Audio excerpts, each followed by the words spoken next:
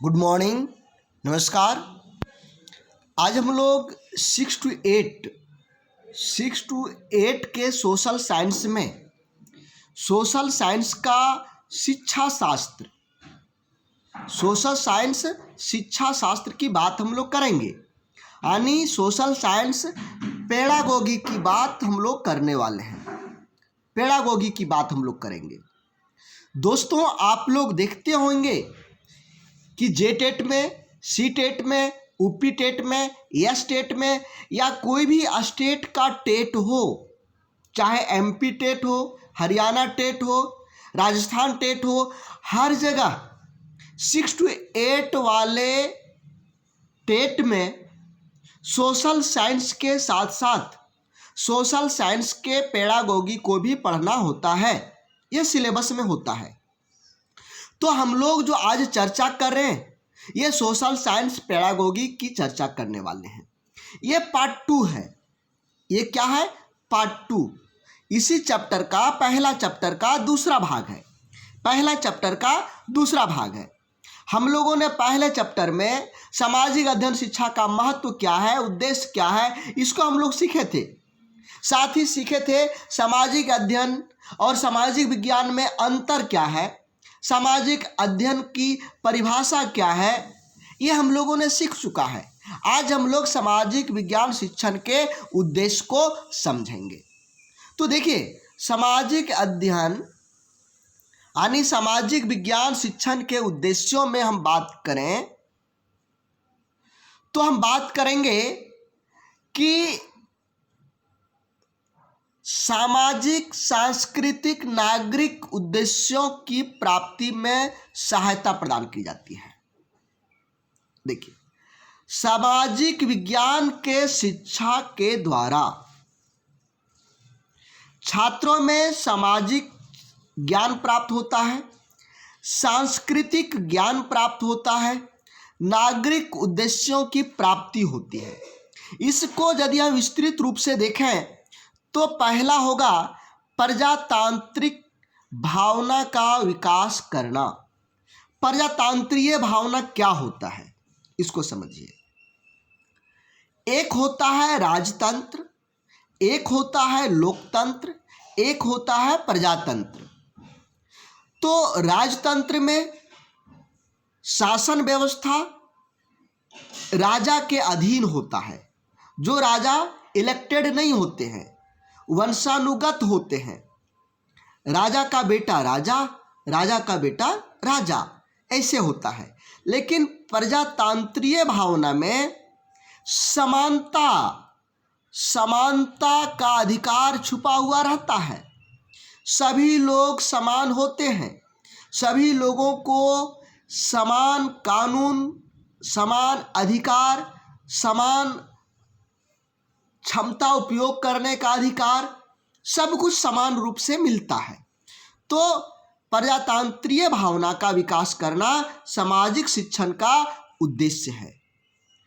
दूसरा उद्देश्य है उत्तम नागरिक का विकास करना। किसी भी देश के विकास के लिए वहाँ के नागरिक की भूमिका अहम होती है। यदि नागरिक उत्तम होंगे तो उस देश का विकास भी बहुत अधिक होगा। तो देश की प्रगति के लिए उत्तम नागरिक जरूरी है और उत्तम नागरिक बनाने में सामाजिक विज्ञान का अहम योगदान होता है। सामाजिक विज्ञान के शिक्षा के द्वारा एक छात्र को हम एक उत्तम नागरिक बना सकते हैं, एक अच्छा नागरिक बना सकते हैं जो देश के विकास में, समाज के विकास में, परिवार के विकास में अपना सहयोग प्रदान कर सकता हो।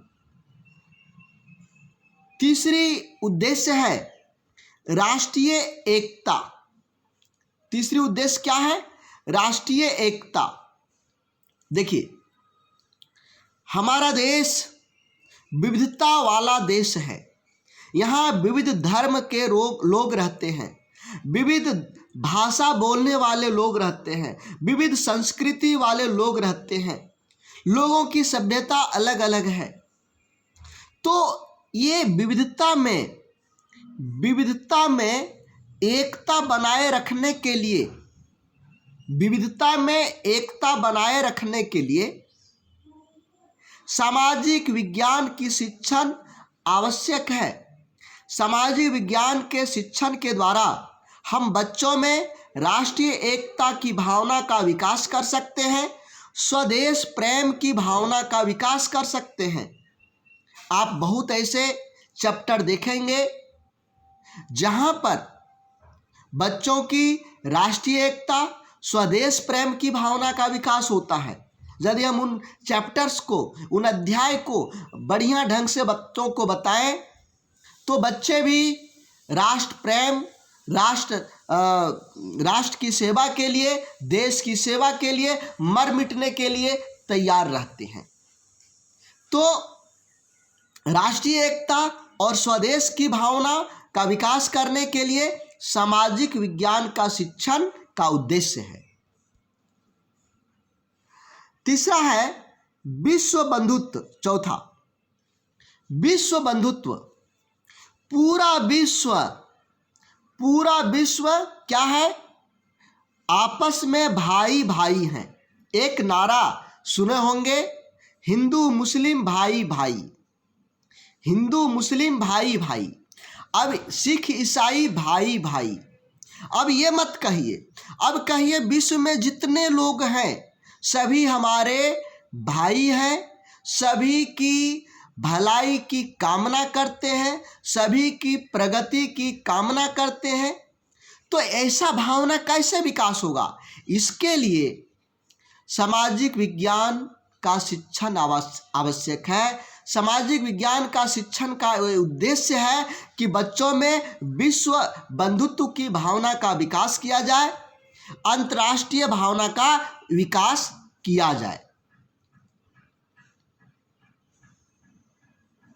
पांचवा है जीविका उपार्जन की क्षमता का विकास करना। देखिए,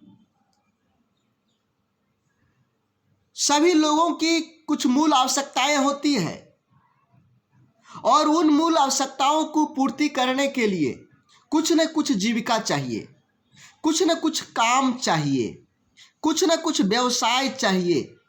तो ये जो जीविका है,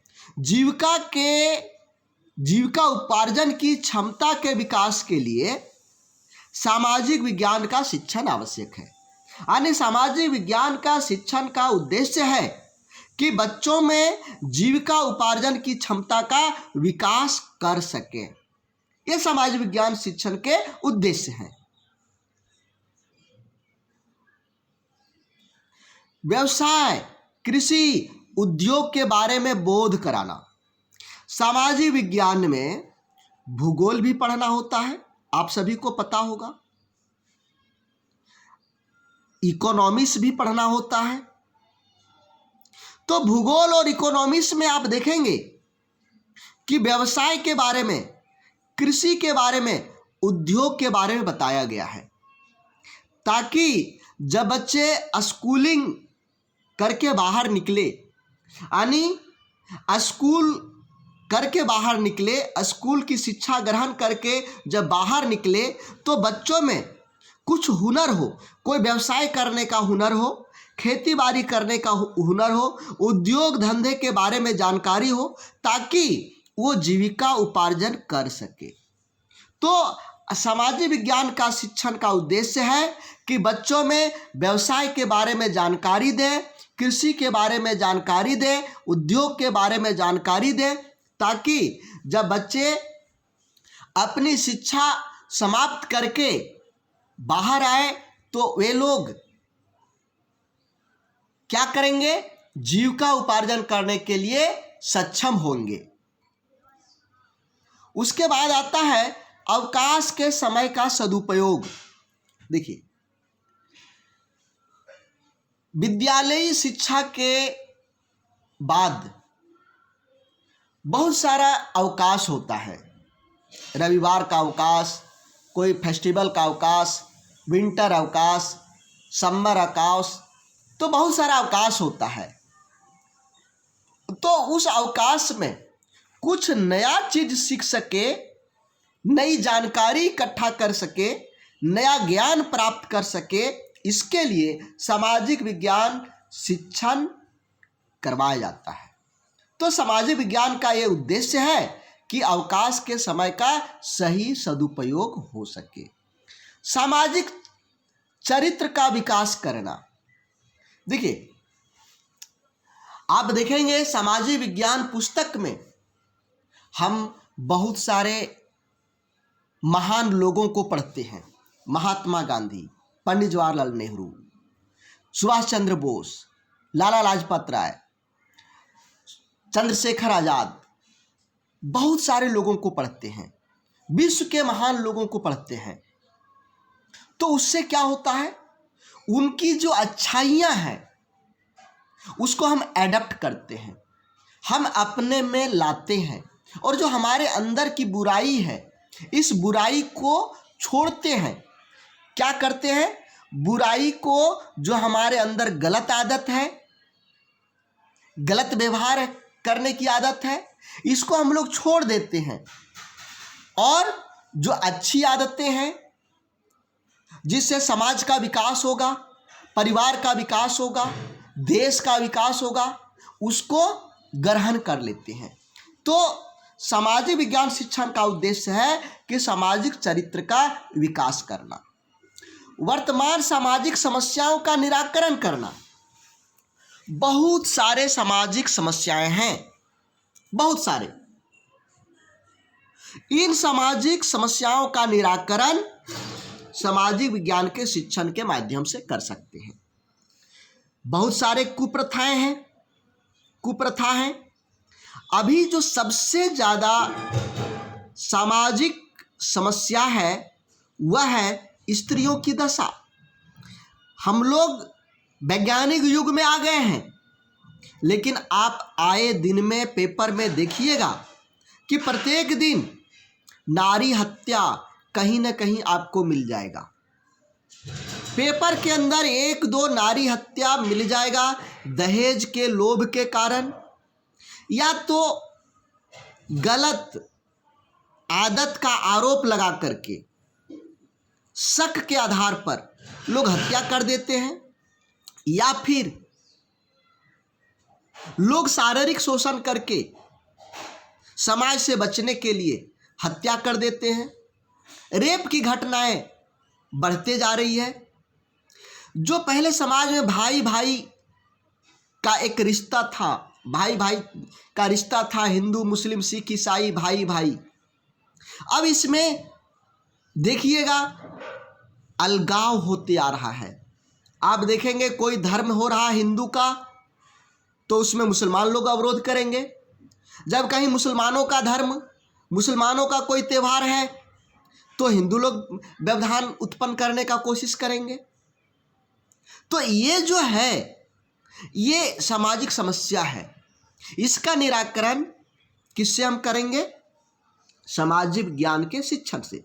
तो सामाजिक विज्ञान का शिक्षण का उद्देश्य है कि जो समाज की कुप्रथाएं हैं, समाज की जो समस्याएं हैं, इसका निराकरण करना। वातावरण का ज्ञान कराना। ये तो वातावरण सब लोग समझ रहे हैं कि कहाँ का कैसा वातावरण है।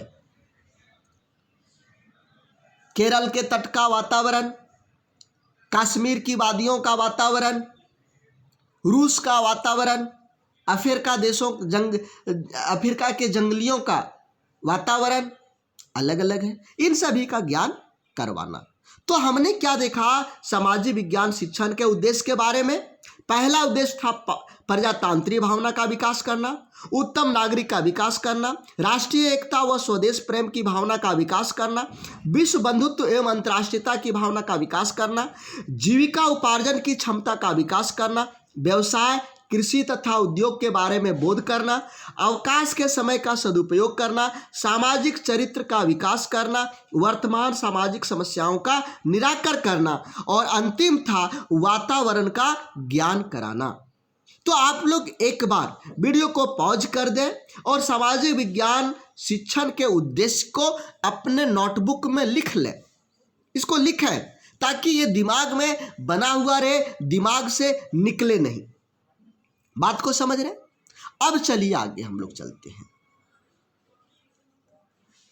अब हम लोग यहाँ पर बात करेंगे राष्ट्रीय पाठचर्या का राष्ट्रीय पाठ्यक्रम का पाठचर्या की रूपरेखा 2005, एनसीएफ 2005।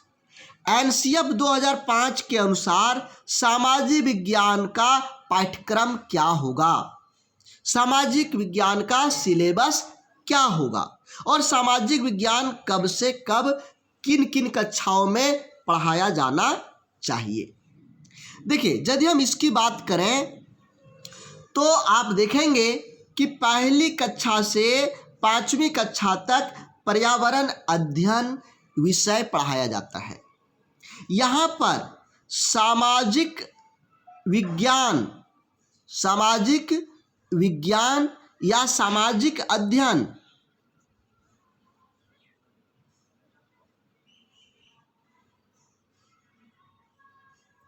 सामाजिक विज्ञान या सामाजिक अध्ययन नहीं पढ़ाया जाता है।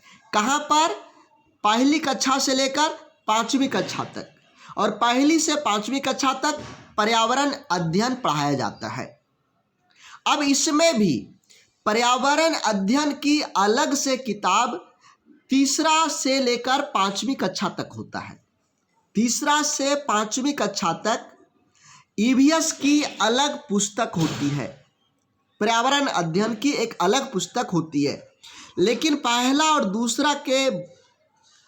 दूसरा क्लास के बच्चों के लिए अलग से ईवीएस की पुस्तकें नहीं होती है। लेकिन जो उसके भाषा के पुस्तक हैं, यानी हिंदी के जो पुस्तक है, गणित के जो पुस्तक है, उसमें चित्र के माध्यम से पर्यावरण अध्ययन की जानकारी दी जाती है। तो यहाँ पर आप देखेंगे कि कक्षा 1 और 2 के लिए पर्यावरण अध्ययन का अलग से किताब नहीं होता। तो वहाँ पर पर्यावरण अध्ययन कैसे पढ़ाया जाता है? पर्यावरण अध्ययन पढ़ाने का तरीका है, जो कक्षा 1 और 2 के पुस्तक हैं, चाहे वह हिंदी की पुस्तक हो, चाहे वह गणित की पुस्तक हो, या चाहे कोई भी पुस्तक हो, उसमें ईवीएस से रिलेटेड कंटेंट चित्र के रूप में दिया हुआ रहता है। हिंदी में भी और गणित में भी चित्र के माध्यम से पर्यावरण अध्ययन का कंटेंट हिंदी में ही समायोजित किया हुआ रहता है, इसी में जोड़ दिया जाता है। लेकिन तीसरा से 5वां के लिए अलग से किताब रहता है, अलग से बुक रहता है, तीसरा से 5वां के लिए। अब यदि हम बात करें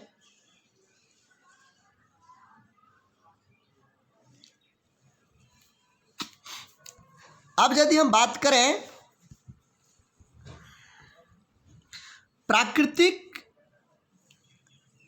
यदि हम तीसरा से पांचवा क्लास के बच्चों की बात करें तो ईवीएस बुक में क्या क्या रहता है, क्या क्या पाठ्यक्रम रहेगा। एनसीएफ 2005 के अनुसार, एनसीएफ 2005 के अनुसार 3 to 5 क्लास के बच्चों के लिए प्राकृतिक एवं पर्यावरण का संरक्षण, जो प्राकृतिक चीजें हैं, जो प्राकृतिक पर्यावरण है, उसका संरक्षण करने, कैसे संरक्षण होगा इसके बारे में बताया गया है। क्षरण से कैसे बचाव होगा इसके बारे में बताया गया है। सामाजिक पर्यावरण की अवधारणा के बारे में बताया गया है, उसका संरक्षण कैसे होगा ये बताना है। सामाजिक मुद्दे जैसे गरीबी, बाल श्रम, निरक्षरता, जाति वर्ग आधारित जो असमानताएं हैं, इससे परिचित कराना, इन सभी पर चर्चा करना। एनसीएफ 2005 के अनुसार क्लास 3 to 5 का ये सिलेबस है। क्लास 3 to 5 देखिए, इस तरह के प्रश्न आते हैं कि क्लास 3 to 5 में ईवीएस में पाठचर्या होगा। अब यहाँ पर आपको 1 2 3 4 दे दिया, इसमें से चुनना है या पाठचर्या नहीं होगा, तो एक आपको नहीं चुनना है, यानी एक नहीं होगा। तो यहाँ पर देखिए हम गरीबी पढ़ाते हैं बच्चों को, बाल श्रम के बारे में पढ़ाते हैं, निरक्षरता के बारे में पढ़ाते हैं, जाति में जो असमानता है, वर्ग आधारित जो असमानता है, इन सभी के बारे में पढ़ाते हैं, प्राकृतिक संरक्षण के बारे में पढ़ाते हैं, क्षरण से हम कैसे, जो प्राकृतिक पर्यावरण में नुकसान हो रहा है उससे हम कैसे बचाएंगे, इसके बारे में बताया जाता है। लेकिन यही यदि हम बात करें उच्च प्राथमिक स्तर पर सामाजिक विज्ञान का पाठ्यक्रम या पाठचर्या, तो क्या होगा। देखिए कक्षा 6 से 8 तक के लिए सामाजिक विज्ञान पाठ्यक्रम होता है। अब यहाँ पर देखिए इसमें क्या क्या लिया जाएगा, इतिहास, भूगोल, राजनीति शास्त्र, अर्थशास्त्र, ये सभी पुस्तक इसमें रहेंगे। इतिहास, भूगोल, राजनीति शास्त्र, अर्थशास्त्र पुस्तक से टॉपिक क्लास 6 से 8 के विद्यार्थियों के लिए होगा।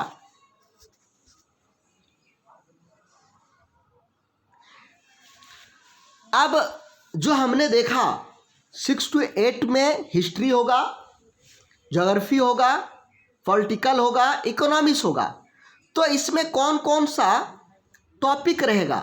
इसमें से टॉपिक जो समकालीन मुद्दे हैं, जो ज्वलंत मुद्दे हैं, जैसे गरीबी, सबसे ज़्यादा फोकस गरीबी पर दिया जाता है अभी के समय में, तो गरीबी पर पढ़ना है, निरक्षरता के बारे में बताना है, बाल श्रम के बारे में बताना है, बंधुआ मजदूरी इसके बारे में बताना है, वर्ग, जाति, लिंग भेद, पर्यावरण से विशेष रूप से परिचित कराया जाता है।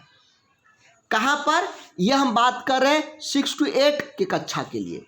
6 से 8 के सामाजिक विज्ञान के कक्षा में सामाजिक विज्ञान की पाठचर्या में क्या क्या चीज़ें शामिल होती है, गरीबी, निरक्षरता, बाल श्रम, बंधुआ मजदूरी, वर्ग, जाति, लिंग भेद, पर्यावरण, ये सभी चीज़ें शामिल होती हैं।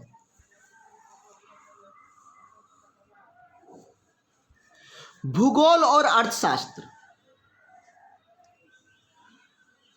भूगोल और अर्थशास्त्र में समन्वित विषय वस्तु की सहायता से स्थानीय स्तर से लेकर जो लोकल है उसके चारों ओर के जो हैं, चारों ओर के घटनाओं, सामाजिक स्थितियों से लेकर के पर्यावरण यानी वैश्विक पर्यावरण स्तर तक के, अपने लोकल से लेकर के पूरे विश्व के पर्यावरण संसाधन, उसके विकास संबंधी बातों के बारे में बच्चों के सामने लाया जाएगा।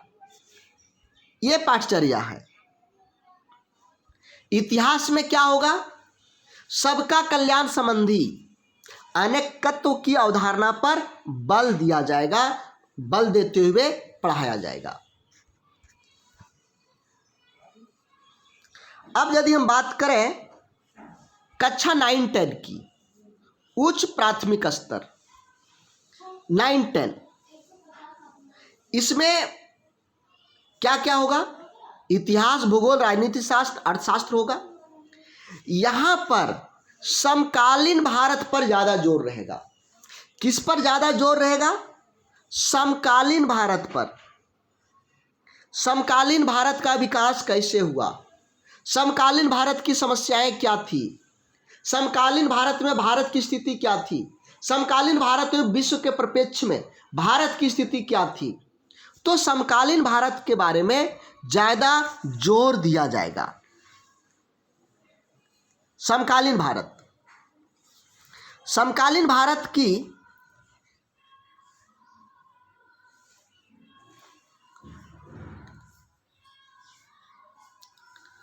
समकालीन भारत में आदिवासी, दलित, मताधिकार से वंचित पर चर्चा करेंगे। हम सामाजिक और आर्थिक चुनौतियों के साथ साथ, सामाजिक और आर्थिक चुनौतियों के साथ साथ समकालीन भारत में आदिवासी की समस्या, दलित की समस्या, मताधिकार से वंचित क्यों किया गया, कैसे फिर मताधिकार मिला, इन सब बारे में चर्चा होता है। स्वतंत्रता संग्राम, स्वतंत्रता संग्राम के बारे में पढ़ना है। स्वतंत्रता संग्राम कहाँ से प्रारंभ हुआ, हमारा देश कैसे आज़ाद हुआ, किन लोगों की महती भूमिका थी, किन लोगों ने अपने प्राणों का निछावर कर दिया, कितने लोग शहीद हुए, इन सभी की जानकारी, इसका प्रभाव क्या पड़ा विश्व में, विश्व के साथ कैसा हमारा रिलेशनशिप हुआ एक देश से दूसरे देश के बीच में, ये सभी पढ़ना है। आधुनिक विश्व का विकास कैसे हुआ, इसके बारे में भी बच्चों को पढ़ाना है। आधुनिक विश्व का विकास किस तरह से हुआ, विकास के किन चरणों से होकर गुजरना पड़ा, भारत की स्थिति क्या है, इन सभी के बारे में बातें करना है। भूगोल में पर्यावरण संरक्षण और प्रदूषण, यदि भूगोल की बात करें तो मुख्यतः पर्यावरण संरक्षण और प्रदूषण के बारे में चर्चा ज़्यादा की जाती है। राजनीति शास्त्र की यदि हम बात करें तो राजनीति शास्त्र में समानता, स्वतंत्रता, न्याय, भाईचारा, अनेकता में एकता, शोषण से मुक्ति आदि पर चर्चा होगी। राजनीति शास्त्र में यदि हम बात करें तो राजनीति शास्त्र में किस पर चर्चा होगी, स्वतंत्रता पर, न्याय पर, भाईचारा पर, अनेकता में एकता पर, शोषण से मुक्ति पर, इन सभी टॉपिक पर चर्चा होगा।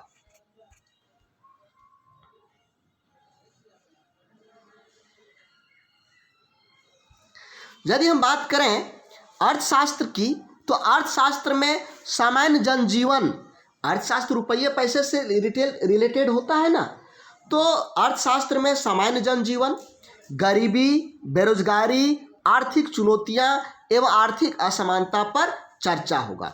मतलब रुपये पैसे, जहां पर भी ऐसे व्यवसाय, ऐसे क्रियाकलाप जिसमें रुपये पैसे इन्वॉल्व हों, उन सभी की चर्चा यहाँ पर होगी।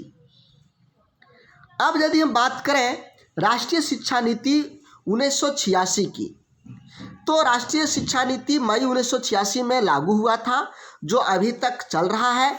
और अब नया राष्ट्रीय शिक्षा नीति 2021 लागू होने वाला है, जो केंद्र सरकार ने पारित कर दिया है। तब तक हम लोग इसको पढ़ेंगे, समझेंगे। इसके अंतर्गत राष्ट्रीय शिक्षा प्रणाली तैयार करने का प्रावधान है, जिसके अंतर्गत क्या क्या चीज़ें हैं, शिक्षा में एकरूपता लाना, प्रौढ़ शिक्षा कार्यक्रम को जन आंदोलन बनाना, सभी को सुलभ शिक्षा कराना,